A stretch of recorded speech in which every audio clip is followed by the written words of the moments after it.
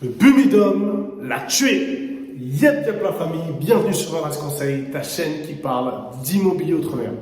Alors dans cette vidéo la famille, je vais partager principalement tous les méfaits qu'ont eu le Bumidum sur ma mère, mais aussi sur éventuellement ta mère, en tout cas sur toute une génération qui provient des départements d'outre-mer. Et puis si vous êtes sage, si vous restez jusqu'à la fin, je vais vous faire partager le lieu de vie où ma mère a vécu pendant quasiment 40 ans. Et bien sûr, là aussi, moi j'ai grandi. Donc si t'es chaud, si t'es prêt, si t'as la patate, si vous êtes paré, on se rejoint juste après le générique.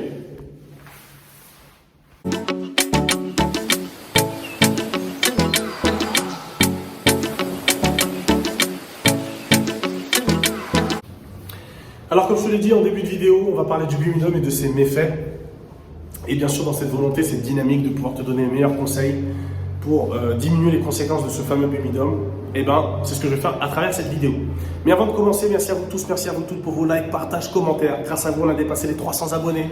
On est ensemble la famille et on part en direction des 500 abonnés. Donc accroche-toi parce que le train il a mis du temps à démarrer, c'est vrai. Je suis resté à quel longtemps. Mais on commence à partir à mettre du charbon et la locomotive ne va pas s'arrêter. Ok, donc on est ensemble la famille. Merci à vous. Alors, dans cette vidéo, pour commencer, on va déterminer c'est quoi le Bumidum.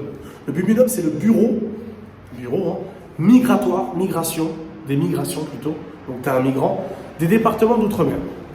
Le but du jeu, c'était de prendre des outre-marins, puisque l'État français à l'époque allait connaître les 30 glorieuses et avait de grosses difficultés à trouver de la main-d'œuvre. Donc ils ont fait appel aux outre-marins. Donc le but du jeu, c'était de prendre les meilleurs cerveaux, diront certains. Moi, je dirais plus les personnes les plus motivées, qui n'avaient pas trop le choix. Ma mère, c'était une enfant, elle avait 7 frères et sœurs. Donc elle est partie, c'était pas très vivable au pays. Et puis, tu as ceux qui n'avaient vraiment rien à perdre, qui aimaient l'aventure et qui sont venus ici.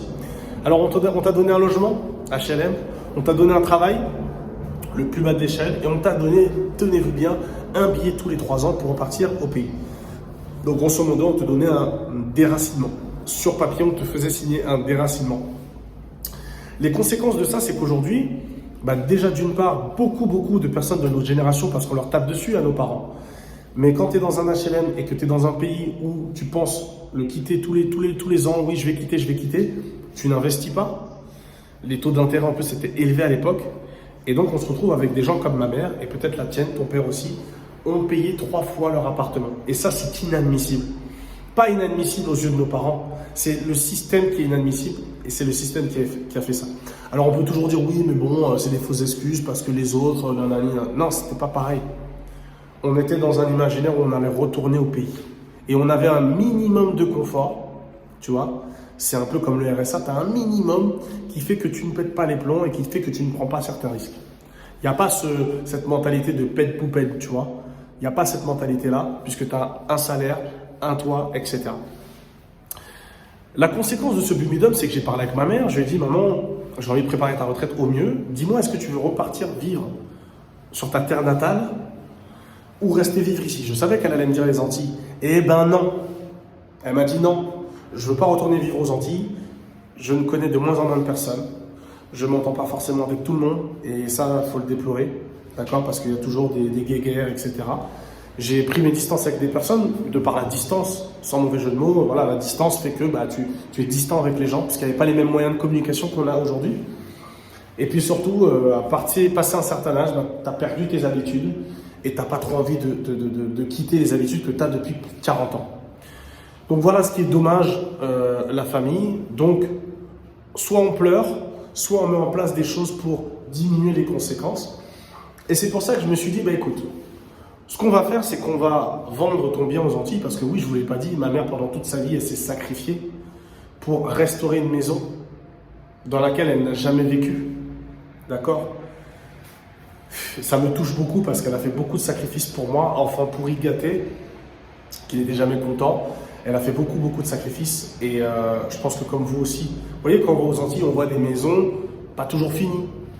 Et c'est un enfant du Bumidum qui est parti très jeune et qui, chaque année, se sacrifiait à Paris pour pouvoir rêver de construire sa maison au pays. Et il donnait 1 000 € par-ci, 500, 2000, 1000, et parfois même il se faisait avoir. Bref, ça c'est encore autre chose.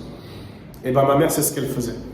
Tout ça pour que cette maison, finalement, on la vende. Alors Dieu merci, on a pu bien vendre cette maison. Et du coup, j'ai fait le choix de lui proposer de quitter son fameux HLM. Donc c'est avec beaucoup d'émotion que je vous fais cette vidéo. Après quasiment 40 ans, elle quitte cet HLM pour pouvoir acheter, et je vous parlerai dans une autre vidéo de l'appartement qu'elle a acheté, parce que oui, elle a déjà acheté. À plus de 70 ans, ma mère, elle a acheté dans l'immobilier, la famille. Donc t'as pas d'excuse. Il n'y a pas d'excuse. Alors oui, elle a payé cash, etc. Mais c'est le fruit de son travail. Donc voilà. Ah ben elle est là. Maman, je parle de toi. Hein. C'est qui? C'est une vidéo, t'inquiète pas. Donc, je vais te laisser tranquille, je vais dans la chambre. Donc voilà la famille, un petit peu. Bon, ça va résonner un petit peu ici. Je sais plus ce que je disais. Donc oui, il faut qu'on continue à motiver nos parents à acheter malgré leur âge, parce qu'ils ont des économies, parce qu'ils ont peut-être acheté des maisons aux Antilles, ils ont peut-être des studios. Et donc elle a acheté son appartement, un petit T2, dans la même ville, pour garder un petit peu ses habitudes, pas tout perdre. Et je vous en parlerai dans une autre vidéo. L'avantage, c'est que ma mère, du coup, elle va arrêter de payer son loyer, comme elle a fait depuis plus de 40 ans. Et du coup, elle va avoir un bien immobilier qu'elle va pouvoir transmettre à ses enfants, donc à moi, ou tout simplement revendre, si, voilà, peu importe les raisons. Donc voilà. Elle vient me donner le pain au chocolat, parce que j'ai rien mangé depuis ce matin. Voilà la famille. Donc on est ensemble la famille. Merci d'avoir regardé cette vidéo. Et puis ne bouge pas parce que je vais te faire un petit tour de l'appartement. Donc ici, tu es dans la chambre, voilà, dans laquelle j'ai grandi. Pas depuis tout petit parce qu'il n'y avait qu'une chambre, un T3, 2 enfants, un T3. Donc je dormais avec ma soeur, mais quand elle a grandi, j'ai dû dormir avec ma maman. Et ouais, jusqu'à quasiment 10 ans. Ce que beaucoup d'enfants vivent malheureusement. Donc on a le couloir ici d'entrée avec les WC, la salle de bain.